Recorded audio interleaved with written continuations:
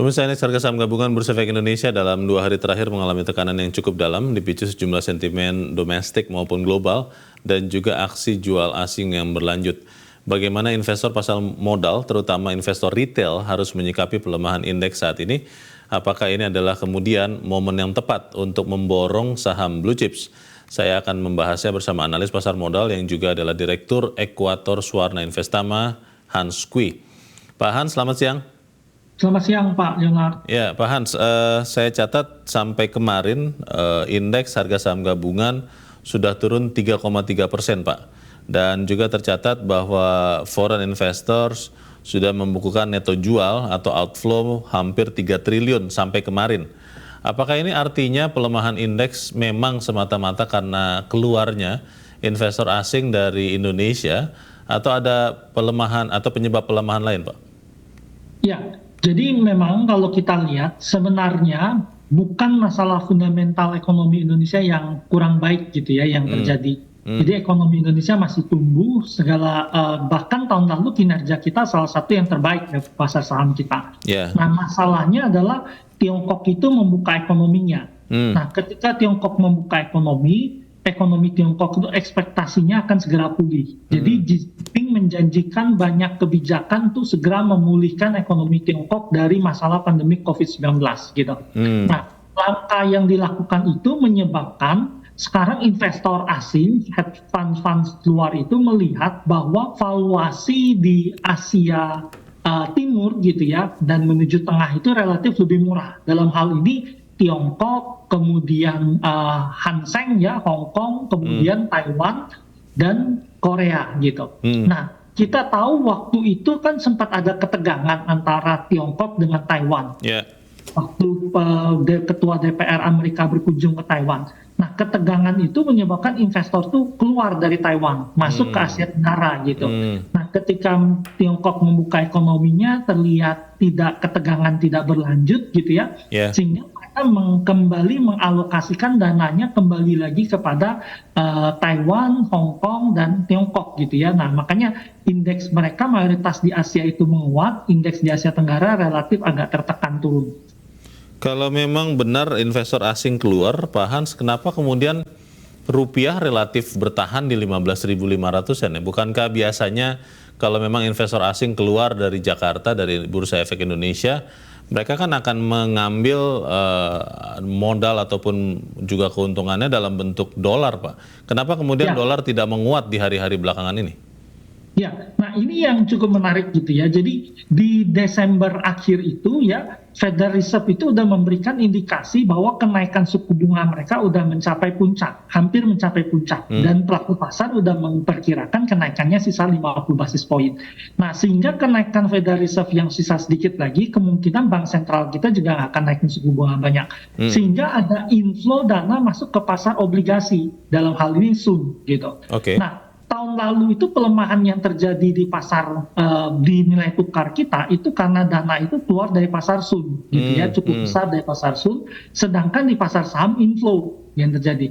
Nah sekarang dana itu kembali lagi masuk ke pasar SUN kita gitu. Nah masuknya dana asing ke pasar SUN kita menyebabkan rupiah kita menguat. Nah oleh karena itu kita lihat pada Desember kemarin ketika Fed naikin 50 basis poin, BI cukup menaikkan 25 basis poin karena tekanan nilai tukarnya udah mereda gitu. Nah melihat hal ini kelihatan dana asing masih akan inflow masuk terus ke pasar SUN ya, hutang dalam negeri gitu ya. Sehingga kita tidak melihat terjadi pelemahan nilai tukar biarpun indeks kita relatif agak tertekan turun. Jadi hanya semacam apa ganti atau pindah aset begitu ya Pak Hans, dari equity ke bond begitu ya? Ya, ini seperti pertukaran gitu ya. Nah, di pasar Indonesia itu cukup menarik. SUN itu tadinya asing itu biasanya punya 38%-an. Sekarang dia turun pas tahun lalu tuh sampai 14%-an. Mungkin sekali mereka akan mengembalikan kepemilikan sampai 30-35% lagi gitu ya. Jadi inflow dana asing itu masih akan masuk sehingga rupiah kita kemungkinan akan menguat. Nah, tetapi waktu mereka keluar dari pasar SUN, yield SUN kita nggak benar-benar melemah karena di sana ada BI, di sana ada bank lokal, kemudian institusi banyak yang membeli gitu. Tapi kalau asing keluar di pasar saham memang ada sedikit dampak gitu ya, karena kalau mereka keluar biasanya memang ada tekanan ya di harga saham. Kalau ada yang memperkirakan ya, berusaha membaca Pak Hans, bahwa ini sebenarnya kalau di bursa efek, bursa saham di BEI itu sebetulnya foreign masih ada, tapi dia melakukan perpindahan portofolio. Alasannya adalah saham-saham bank besar, Bank Mandiri, kemudian Bank BCA, Bank BRI, itu umumnya harganya turun dan signifikan. Tetapi ada saham Telkom Pak, dan beberapa saham big cap lain yang bukan hanya bertahan malah naik. Beberapa teman memperkirakan apakah foreign investor ini profit taking di saham bank, kemudian masuk ke saham telco, atau memang benar-benar mereka relatively keluar dari pasar saham ini, Pak Hans? Ya, jadi yang terjadi di pasar ini tahun lalu gitu ya, orang punya tema yang bergeser gitu ya. Ketika suku bunga bergerak naik, orang mengubah gitu ya, mengubah view mereka akan kembali ke old economic gitu. Sehingga tahun lalu kita melihat harga saham perbankan ya big cap itu naik kencang sekali, bahkan rata-rata mencapai all time high gitu. Untuk mendapat return yang lebih tinggi atau lebih bagus daripada suku bunga di bank, begitu ya? Ya, betul. Oke. Nah, kemudian pada tahun ini kan ceritanya mulai bergeser bahwa Federal Reserve tidak akan menaikkan suku bunga lagi, maka menahannya. Tapi pelaku pasar punya ekspektasi bahwa Federal Reserve itu akan menurunkan suku bunga posisinya. Nah, jadi yang terjadi saat ini kalau seandainya bunga stay atau turun, mereka kembali lagi ke saham-saham yang kemarin koreksi banyak, dalam hal ini teknologi, mulai diakumulasi kembali gitu.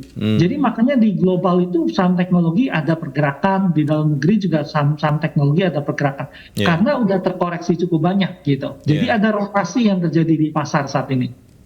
Beberapa analis Pak Hans memperkirakan sepanjang tahun ini indeks harga saham gabungan Bursa Efek Indonesia mungkin tidak akan naik terlalu banyak. Ada yang mengatakan antara 7.200 sampai 7.400, ada yang bilang 7.300 indeksnya. Kalau begitu kan naiknya tidak terlalu banyak ya. Apakah kemudian Bursa Efek Indonesia untuk pasar saham ini masih menarik Pak untuk kemudian kita berinvestasi di dalamnya, atau memang sebenarnya kita harusnya sudah mulai ikutan juga pindah ke pasar sun atau bond yang lain Pak? Ya, jadi sebenarnya tema utama di tahun ini adalah adanya tahun pemilu gitu ya. Jadi memang kita lihat inflasi global udah mencapai puncaknya, Eropa akhir tahun, Amerika tengah tahun lalu gitu. Tahun ini ceritanya adalah puncak dari suku bunga, kenaikan suku bunga. Habis itu suku bunga akan stay atau bergerak turun ke bawah. Jadi sebenarnya prospek pasar saham itu cukup menarik gitu. Memang ada rebalancing portofolio ya, karena tahun lalu kita bagus, dana banyak di kita, sekarang ada sebagian yang keluar di sana. Nah, tetapi menjelang tahun pemilu, biasanya itu ada dana yang besar ya masuk ke sistem ekonomi ya, karena pemilu tadi ya. Ada yang memperkirakan dari 120 triliun sampai 270-an triliun gitu. Dan biasanya ini mengangkat konsumsi dalam negeri gitu. Nah, di tahun pemilu, historical menunjukkan biasanya 1 tahun menjelang tahun pemilu, indeks itu naik kurang lebih 14%-an ya rata-rata. Gitu. Jadi ada 10-14% kenaikan gitu. Sehingga kalau kita lihat tahun depan, tahun ini ya, harusnya indeks kita masih ada peluang naik 10% sampai dengan 15% gitu. Nanti tahun pemilu biasanya indeksnya juga masih positif, kurang lebih naik 10%-an. Jadi pesta rakyat dalam demokrasi pemilihan kepala negara dan DPR ini biasanya positif bagi ekonomi Indonesia karena menaikkan konsumsi dalam negeri. Apakah kemudian artinya saham-saham blue chip ya yang sudah turun banyak ini bisa kita mulai koleksi Pak, mungkin fokus ke saham-saham bank besar ya, Bank Mandiri, BCA, BRI, BNI, atau memang sebenarnya sebaiknya tahan dulu, karena kalau saya lihat grafis harga Pak Hans ini relatif mengerikan ya kalau kita bicara teknikal untuk saham-saham bank besar itu. Bagaimana Pak Hans? Ya, memang sekarang ini kalau di jangka pendek ya, kalau kita lihat di jangka pendek, pasar ini menanti data inflasi Amerika gitu. Terakhir kan 7,1. Nah, nanti pengumuman pada pekan ini diperkirakan turun ke 6,5 gitu. Nah, kalau dia memang turun ke 6,5, kemungkinan pasar itu akan rebound di jangka pendek. Jadi yang sekarang ini ceritanya ini trading jangka pendek gitu ya. Jadi kalau ada momen bagus dia trading jangka pendek gitu. Tetapi mungkin kalau disampai dengan kuartal 1 memang kelihatan dana asing ini agak sedikit rebalancing portofolio ya. Jadi kelihatannya pasar kita akan cukup volatile. Dan kebetulan tadi Pak Leonard sampaikan bank-bank besar tadi tahun lalu itu naik tinggi Pak. Jadi all time high, tahun ini pasti tahun ini koreksi ya. Kalau mereka keluar pasti ada koreksi di sana. Apakah berarti tahun ini tidak ada tradisi Januari efek Pak Hans? Karena kan kalau dulu sekian tahun tuh dikatakan di bulan Januari itu harga saham khususnya blue chips itu mulai menguat karena banyak big fund atau fund manager yang membangun portofolio baru tahun ini setelah tahun lalu di Desember itu cash in, dia profit taking. Apakah tahun ini tidak ada itu Pak Hans? Ya, sebenarnya fenomena window dressing dan Januari efek gitu ya. Di Desember itu window dressing itu terjadi biasanya fund itu buang saham-saham yang nggak perform, kemudian masuk saham-saham yang perform gitu. Sehingga ada rally di saham-saham blue chip sehingga mengangkat indeks naik ke atas. Tapi karena kemarin indeks kita tuh tertekan karena Tiongkok buka ekonomi, malah ada rebalancing portofolio gitu. Nah, di Januari itu biasanya fund dapat dana baru gitu ya, masuk ke pasar gitu. Kemudian mereka mengubah portofolio kembali gitu. Sehingga kalau kita lihat Januari itu biasanya positif gitu. Tapi tahun ini memang agak beda sedikit ceritanya gitu ya, karena kita melihat orang balancing portofolio. Kalau kita ada di Hong Kong ya, di Hang Seng kita akan lihat ini Januari efek gitu ya, karena pasarnya kencang sekali naik. Bahkan dari Desember dia udah rally gitu. Jadi pasar dunia ini semakin terintegrasi gitu. Dan flow fund ini yang sangat mempengaruhi pasar gitu Pak Leonard. Jadi ini menyebabkan kita melihat dana berpindah dari satu tempat ke tempat yang lain. Pak Hans, saya sedang lihat grafik harga indeks ya. Di Januari 2022, sekitar setahun yang lalu itu, indeks harga saham gabungan ada di angka sekitar 6.529 Pak. Dan sekarang ini kan kita 6.595 sekitar itu. Apakah artinya kalau menyentuh di 6.529 lah secara teknikal waktu yang tepat untuk mulai membeli, atau memang harus tunggu dulu? Karena kalau saya tidak mau mengambil data yang lebih panjang ya, 2 tahun, 3 tahun dan seterusnya, karena itu jadi rendah sekali indeks kita. Bagaimana Pak Hans? Ya, memang kalau kita lihat udah berapa tahun ini ya indeks kita itu stuck ya, agak nggak kemana-mana gitu. Nah biasanya tahun pemilu itu cukup positif bagi pasar saham kita ya. Jadi penurunan yang terjadi saat ini ya, apalagi indeksnya di 6.500-an ini, kita mulai bisa cicil akumulasi beli ya ke saham-saham yang berkinerja bagus gitu ya. Memang kalau banking mungkin agak ada tekanan gitu ya. Jadi consumer good biasanya itu bagus di tahun pemilu gitu ya. Itu bisa jadi pilihan kita gitu ya. Kemudian komoditas mungkin juga udah di ujung-ujung kenaikan ya. Karena kayak coal itu harganya sangat tinggi sekali gitu ya. Jadi mungkin kalau musim dingin berakhir, harga batubara bisa turun gitu ya. Jadi kita mungkin nggak akan collect banking ataupun coal, tapi consumer good dan sektor-sektor yang lain ya. Apalagi kemarin teknologi kan turun banyak ya. Nah itu bisa jadi spekulasi kita. Kalau yang sudah ada posisinya Pak Hans, terutama investor retail ya, kalau investor institusi biasanya sudah punya perhitungan yang banyak begitu. Kalau untuk investor retail Pak, yang sudah punya portofolio di saham-saham perbankan dan saham-saham batubara tadi yang Anda katakan kemungkinan sudah near peak end ya, itu apakah kemudian harus profit taking Pak, atau masih bisa bertahan dulu? Ini banyak sekali teman-teman yang bertanya nih Pak Hans. Ya, kalau kita pikir untuk batubara ya, ini rasanya harus mulai mengganti ya portofolionya ya, jadi mulai keluar dari pasar gitu ya. Karena ada beberapa hal gitu ya yang harus kita lihat. Pertama, kalau musim dingin berlalu gitu ya, itu pasti harga batubara akan turun gitu ya, karena demand-nya pasti akan turun. Kemudian yang kedua, kalau kita lihat statement dari Goldman Sachs ya, dalam risetnya mengatakan dia tidak lagi menulis Eropa akan mengalami resesi gitu ya. Kenapa? Karena harga gasnya turun gitu posisinya. Kemudian ekonomi Tiongkok dibuka gitu. Nah, kalau kita lihat dari statement tadi, gas yang turun itu tentu akan menyebabkan demand batubara nggak akan terlalu kencang sekali ya, seperti awal-awal perang kemarin gitu. Kemudian ada yang berspekulasi bahwa Rusia mungkin saja mengakhiri perang ya sesudah musim dingin tadi gitu ya. Sehingga kalau kita lihat posisi kita di sektor komoditas terutama batubara relatif agak berisiko saat ini gitu ya. Biarpun in the long run gitu ya, di jangka panjang, Iya. ini adalah grand super cycle kenaikan komoditas Oke. gitu. Tapi dia nggak akan ada di 400, mungkin dia akan turun ke 200-an gitu posisinya. Pak Hans, beberapa waktu yang lalu kami berbincang juga dengan pelaku usaha, pengusaha batubara ya, dan mereka mengatakan bahwa kelihatannya akan turun di tahun ini, tapi tidak banyak karena mereka melihat pembukaan ekonomi Tiongkok itu signifikan sekali menaikkan permintaan batubara. Tiongkok sendiri katanya kekurangan batubara dan itu bisa akhirnya beli dari Indonesia juga, bisa beli dari Australia, makanya kemarin sudah mulai dibuka lagi opsi itu. Apakah ini bukan berarti batubara tidak akan turun terlalu dalam di tahun ini, Pak Hans?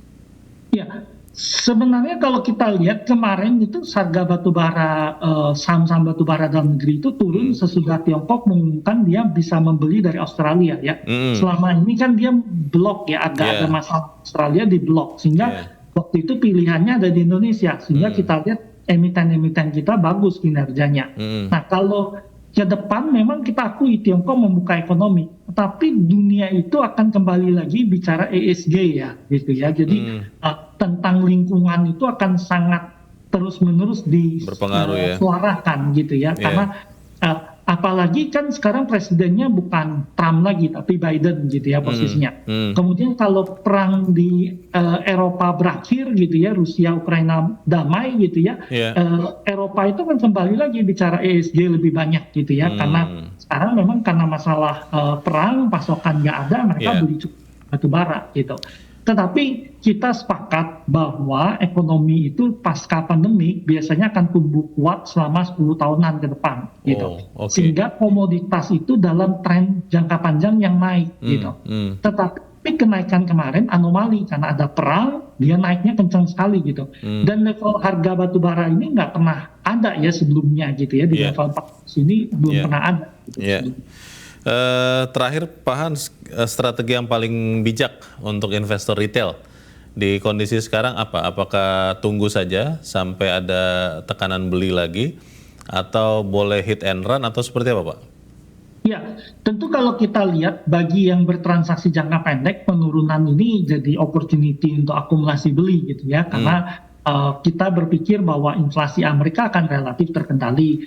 Federal Reserve kemungkinan nggak akan terlalu agresif naikin suku bunga gitu. Jadi marketnya akan cukup punya potensi rebound gitu. Bagi investor yang berhorizon jangka panjang, memang kita pikir juga waktu yang cukup tepat untuk melakukan pembelian ya. Tapi tentu kita akan membeli selektif sektor gitu ya, dan emiten-emiten tertentu yang valuasinya relatif masih cukup tertekan rendah gitu ya. Tetapi tentu penurunan indeks ini membawa peluang untuk melakukan pembelian. Oke, kita lihat nanti perkembangannya seperti apa. Untuk saat ini terima kasih analis pasar modal Direktur Ekuator Suwarna Investama Hans Kui sudah mencerahkan kami. Selamat siang Pak Hans. Ya, selamat siang.